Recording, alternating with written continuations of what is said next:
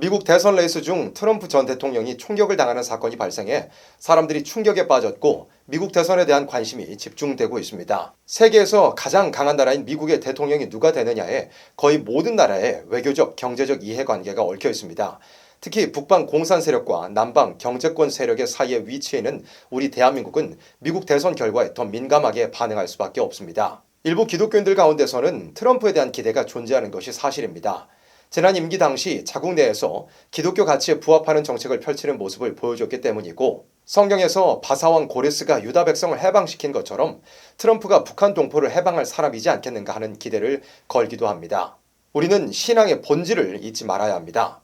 이 마지막 시대 기독교인으로서 잊지 말아야 할 신앙의 본질은 첫 번째, 사람을 기다리지 않는 것. 두 번째, 예수님의 재림을 기다리는 것. 세 번째, 예수님께서 재림하셔서 이루실 나라를 기대하는 것입니다. 기독교 신앙은 질적으로 타락한 인간, 불완전한 인간이 완전하신 하나님만을 믿고 기대하는 것을 의미합니다. 사람은 호흡이 코에 있고 호흡이 끊어지면 모든 도모가 당일에 소멸할 수밖에 없는 연약한 존재입니다. 모든 육체는 풀이며 사람의 모든 아름다움은 들의 꽃과 같습니다. 풀은 마르고 꽃은 시듭니다. 그러나 하나님의 말씀은 영영이 섭니다. 기독교 신앙에는 사람에 대한 기대가 존재하지 않습니다. 야곱의 남은 자는 사람을 기다리지 않으며 인생을 기다리지 않는다고 했습니다. 어느 나라에 대한 어떠한 기대도 기독교 신앙의 본질에서 벗어납니다. 다니엘 2장에 등장한 우상은 인류 역사가 우상의 역사라는 것을 보여주었습니다. 다니엘 7장은 마지막 시대의 강대국들을 모두 짐승으로 묘사했습니다.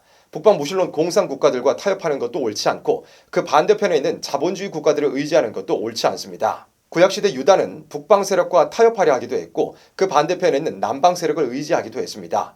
하나님을 의지하지 않고 세상의 나라들을 의지한 결과는 처참했습니다. 하나님은 북방 무신론 공산 세력들과 타협하는 것도 원하지 않으시고 자본주의 세력을 의지하는 것도 원하시지 않습니다. 공산주의를 물리치는 것은 자본주의 세력의 군사적, 경제적 우위를 통해서 가능한 것이 아닙니다. 오직 예수님의 재림과 심판으로 공산주의가 무너질 것입니다. 우리 기독교인들은 인간이나 세상 나라가 아닌 하나님만을 바라보아야 합니다. 기독교 신앙은 예수님의 재림을 기다리는 것입니다. 2000년 전 사도들과 제자들은 육신을 입고 오신 예수님을 직접 배웠습니다. 예수님께서 승천하시는 모습도 직접 보았습니다. 그들은 하늘로 올려오신 그 예수께서 하늘로 가심을 본 그대로 오시리라는 약속을 기대하고 기다렸습니다.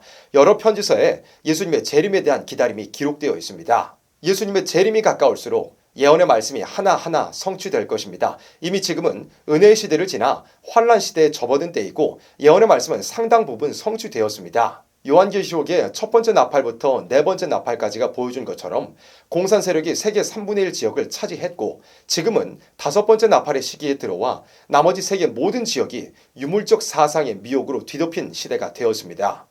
거의 모든 사람의 마음이 하나님 대신에 다른 것을 따라가는 상황에 이르게 되었습니다. 악인이 의인을 둘러싸고 공의가 아주 시행되지 못하는 상황이 왔습니다.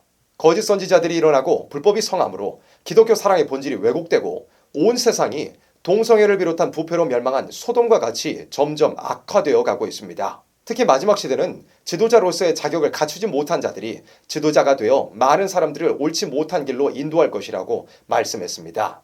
기독교인들로서 도무지 견디지 못할 세상이 올 것입니다. 세상이 더 악한 모습으로 변할 것입니다. 성경이 그렇게 말씀하기 때문입니다. 그러나 이 모든 것은 예수님의 재림이 가깝다는 것을 알려주는 징조가 될 것입니다. 기독교 신앙은 이 세상에 속하지 않은 예수님의 나라를 기다리는 것입니다.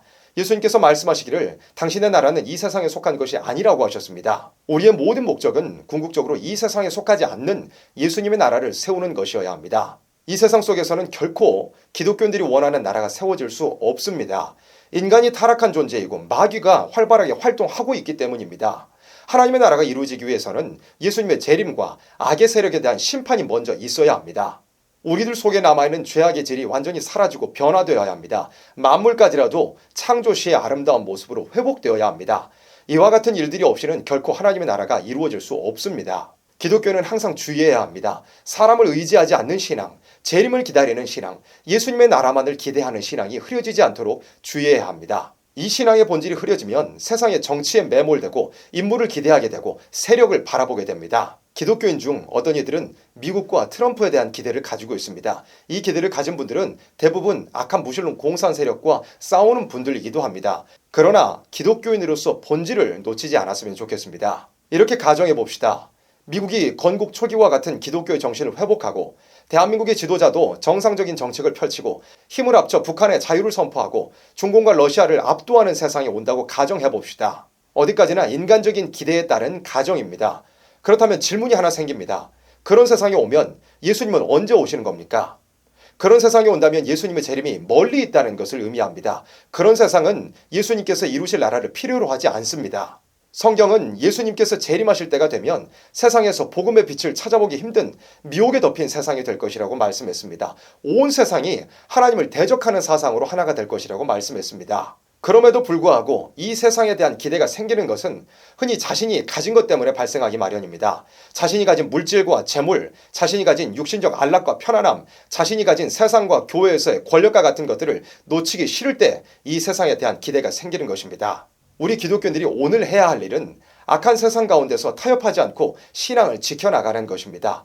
악해지는 세상 가운데서 하나님께서 택하신 생명들에게 아름다운 소식, 복음을 전하며 주의 일이 부흥케 되기를 힘쓰는 것입니다. 악한 세상 가운데서 예수님의 재림과 그 나라를 기다리는 것입니다. 우리가 이와 같은 신앙을 지켜나간다면 결국에는 예수님께서 재림하셔서 북방 공산 세력과 악한 세상을 심판하시고 억눌렸던 자들에게 자유를 주시며 쫓겨났던 자들을 위로하시고 아름다운 새시대 천년왕국을 이루실 것입니다. 오직 그 나라를 기다리며 오늘을 살아가는 우리 기독교인들이 되기를 소망합니다.